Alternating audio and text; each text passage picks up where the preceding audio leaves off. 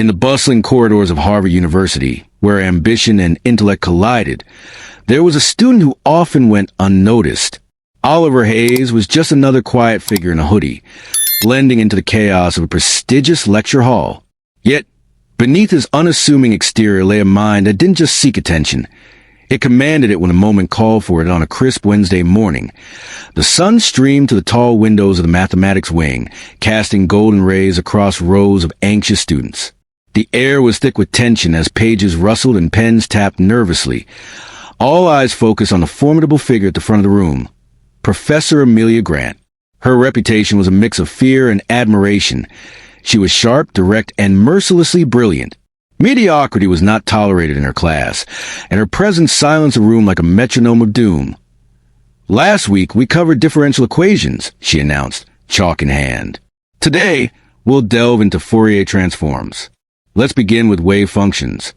The chalkboard quickly filled with a complex array of equations, her handwriting flawless and rhythm practiced.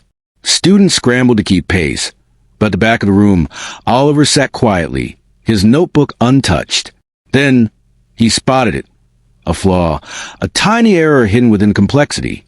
He hesitated, glancing around to see if anyone else had noticed. No one had the courage to speak up. Just then, a hand shot from the front row. Professor Grant, I think there might be a mistake on the second line," a girl stammered. Professor Grant turned slowly, her expression flat. "There is no mistake," she replied, and the girl sank back into her seat, cheeks flushed. Oliver raised his hand. "Yes, Mr. Hayes?" Professor Grant's tone was sharp like a scalpel. "There's a misapplied coefficient," Oliver stated evenly. "It shifts the final result." The room fell silent, all eyes on him. Professor Grant's jaw tightened. "Then by all means correct it," she said, her voice laced with challenge. Oliver approached the board, calm and methodical. He erased a line and reworked the equation, explaining his reasoning in a low but clear voice. The class watched in stunned silence as he transformed the chaos into clarity. Professor Grant's smile was thin, devoid of warmth. "Fine, you corrected it." "Congratulations," she acknowledged, but the power dynamic in the room had shifted. Sensing the change, Professor Grant didn't move on. "If Mr. Hayes is so confident," she said, already turning back to the board, "perhaps he'd like to tackle something more challenging." She scrawled a monstrous equation, a brutal mix of integrals and nonlinear twists that stretched across the board. Heads turned, eyes widened. "This should be a fair challenge," she declared, attempting to humiliate him with an impossible problem. Oliver stared at the sprawling equation, recognizing it as a message, a test to put him back in his place. But he stood anyway, undeterred by the quiet chuckles around him. With no bravado, just quiet precision, he lifted the chalk and began. Each stroke was clean and deliberate, transforming the chaos into something beautiful and structured. The room shifted from amusement to awe as he worked, his logic seamless. Halfway through, he paused and turned to Professor Grant. "Would you like the solution expressed in exponential terms or using sine and cosine?" he asked. A murmur rippled through the room. Professor Grant's face tightened, but she nodded once. Oliver continued, his voice steady, boxing the answer and setting down the chalk before returning to his seat, without looking back. For a long moment, no one spoke. Then, Professor Grant approached the board, scrutinizing a solution line by line, searching for any flaw. She found none. "You skipped a step," she said, her voice clipped. "I didn't," Oliver replied. "I did the partial fraction decomposition mentally. I can write it out if you like." He wasn't smug or defensive, just factual. Professor Grant paused and said, "No, that won't be necessary." The silence that followed was thick with tension. Students whispered, some grinned, others stared in disbelief. The next class session arrived with an atmosphere so charged it felt electric.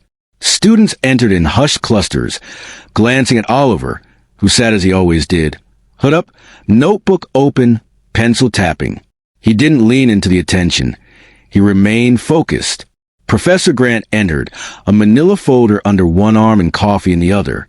She scanned the room until her gaze locked onto Oliver. "We have an announcement," she said, her tone cold and precise. The university has been invited to participate in this year's National Mathematics Symposium. The room buzzed with excitement. The symposium was an elite competition for the top mathematical minds in the region, a place where legends were made or broken. "I've submitted the name of our top candidate," she continued, her eyes never leaving Oliver. "Mr. Hayes, I assume you're up for it?" The challenge was clear, loaded with implications. Oliver met her gaze, calm and resolute. "I'm in." A tight-lipped smile curled on her face. "Excellent. Let's hope last week wasn't just a lucky spark." After class, his friend Jake caught up with him outside the library, concern etched on his face. "Dude," he said, dropping into the seat beside Oliver, "that wasn't an invite. That was a trap." Oliver nodded. "I know. She's angry I embarrassed her." Jake gestured around. "It's her way of taking control back." Oliver shrugged. "Which means I have to win." The next 4 weeks blurred into one long equation. Oliver practically moved into a corner of the library, his table becoming a battlefield. Whiteboards filled with symbols, sticky notes layered in color-coded chaos, and textbooks piled high. Sleep became optional. Focus was mandatory. This wasn't just practice. It was preparation for war. Every night, Professor Grant's voice echoed in his head. Not her words, but her tone. Cold, sharp, calculated. She hadn't trapped him with math. She had done it with spectacle and ego. She wanted to see if he would fold. He wouldn't. As the weeks passed, people began to notice. First, it was just Jake dropping by with snacks and tossing new problems his way. Then a few classmates showed up, and soon a small crowd gathered during breaks, watching Oliver work in real time. They tried to stump him, but they failed. Jake called it the Underground Math Club. Oliver called it focused. He didn't gloat or show off. He simply solved, rewrote, and refined. The night before the competition, Oliver sat alone in the library's farthest wing, staring out at the snowy campus. He didn't feel ready, not because he doubted his ability, but because he understood the stakes. This wasn't just about one exam. It was about every student who had ever been belittled or underestimated, especially by people like Professor Grant. At dawn, Oliver boarded a shuttle headed east. The symposium was being held at the University of Pennsylvania's elite math department, a glass and steel temple to intellect. He walked in wearing the same hoodie, same jeans, same quiet demeanor. He didn't need a speech. He brought a beat-up notebook and fire in his chest. The auditorium buzzed with nervous energy. Dozens of students, professors, and judges filled the rows. Most competitors were older, some already in graduate school. One sat directly across from Oliver. Ethan Blake, a PhD candidate from Stanford, known for never losing a math competition. He barely glanced at Oliver until the results from the first round were posted. Oliver Hayes, #1 in mental math, theoretical application, and speed solving. He didn't just survive, he soared. Each round, his logic was surgical, his movement swift and precise. While others celebrated after solving, Oliver remained still, pencil down, eyes steady. But someone was watching him closely. Professor Grant, 3rd row, her knuckles white around the program in her lap. The final round of the National Mathematics Symposium wasn't designed to be solved. It was designed to break you. The problem flashed onto the auditorium screen. A towering hybrid of layered integrals, matrix transformations, and abstract variables stitched together in chaos. Above the stage, the silent countdown began. 45 minutes. Oliver didn't flinch. To his right, Ethan Blake was already scribbling, moving fast and aggressive. Around the room, other finalists took off at different paces, some whispering steps under their breath, others frozen in paralysis. Oliver just watched, still and silent. He wasn't looking for the answer. He was listening for the rhythm. Every great problem had one. Buried in the noise was structure, harmony, a path. When he saw it, he began. His pencil moved like a violinist's bow. Smooth, unhurried, deliberate. Every symbol had a reason. Every step was intentional.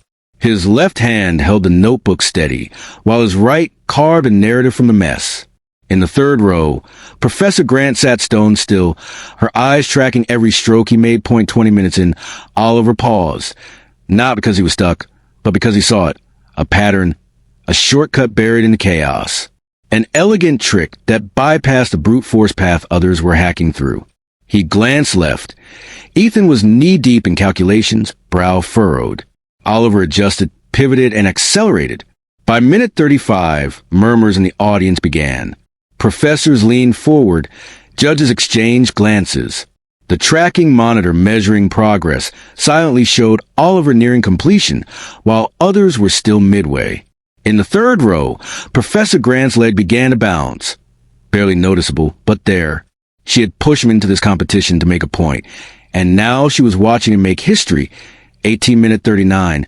Oliver wrote his final line, boxed it, and set down his pencil. Only then did he look up and meet her eyes. Professor Grant didn't look away. The final 6 minutes ticked by like a drumbeat. Ethan scribbled at the very end, jaw tight, hands tense, submitting just before the clock hit 0. Then silence. The head judge, a quiet mathematician from Yale, stepped on stage holding 2 sets of papers. He studied both, compared them to the master solution, flipping through pages with mechanical precision.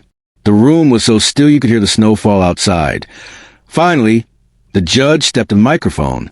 After careful review, we have our winner representing Harvard University, Oliver Hayes. The room erupted, cheers, whistles, gasps. Jake jumped up in the middle of the rows, nearly knocking over a chair as he fist pumped. Oliver didn't react. Not yet. He just breathed slowly and deliberately, walking to the stage with calmness. He accepted the engraved trophy with a small nod, cameras flashing, professors offering polite congratulations. Ethan Blake shook his hand. No bitterness, only respect. In the third row, Professor Grant clapped once, twice, then stopped. Their eyes met one more time, and this time her expression had changed. No condescension, no test, no challenge, just a quiet nod of acknowledgement. The morning after the symposium, the campus felt different. The usually quiet math corridors buzzed with low conversations. Students who had never spoken to Oliver now nodded at him in passing. His name echoed in hushed tones, a mixture of curiosity, respect, and disbelief.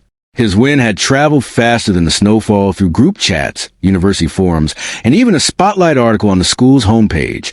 Freshman Prodigy defeats PhD at National Symposium. But Oliver didn't chase the attention. He walked the same way he always had. Hoodie up, headphones in, notebook under one arm, letting the noise swirl around him without letting it in. When he stepped into Professor Grant's lecture hall, the air changed. Heads turned. Some students offered him seats that used to be reserved for her favorites. Jake was already there, feet up, grinning like a proud brother.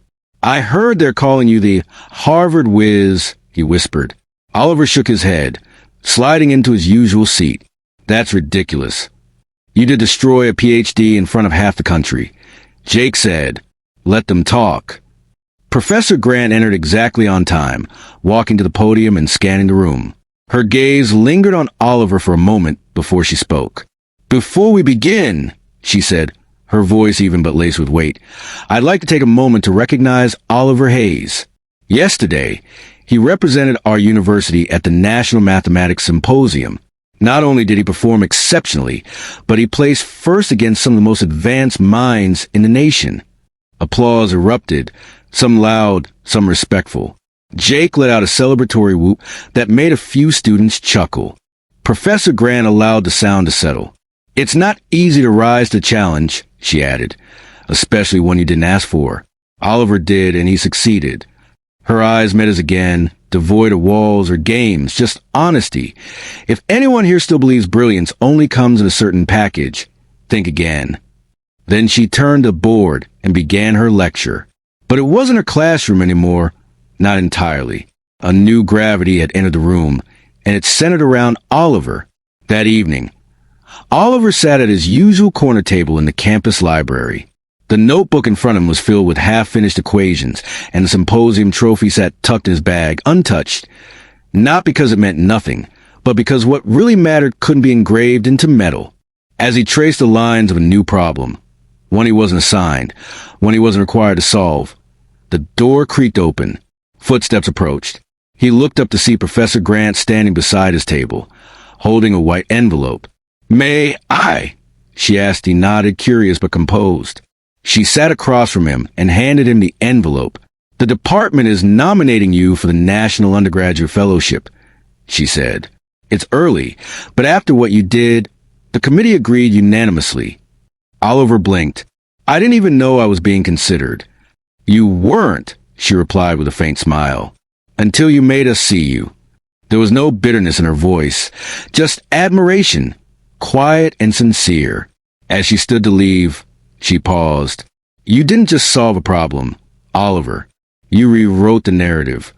She walked away, her heels echoing softly. Oliver opened the envelope.